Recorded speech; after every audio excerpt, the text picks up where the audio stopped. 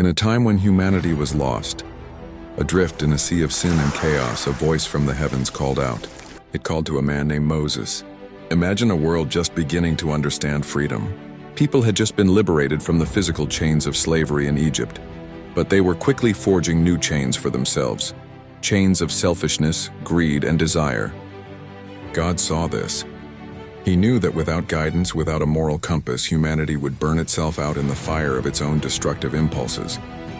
So he chose to reveal himself.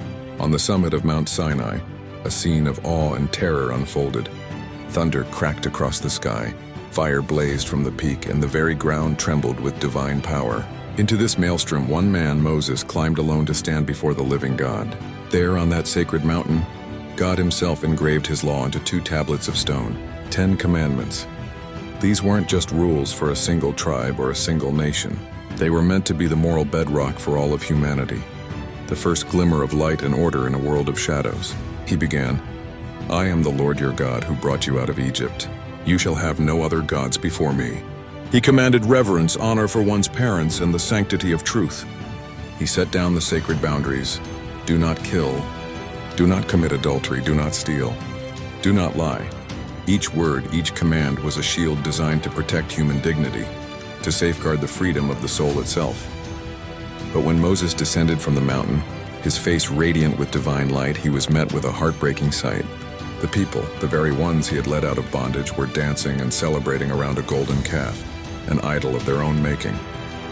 They had so quickly forgotten the God who parted the sea, the God who spoke to them from the fire.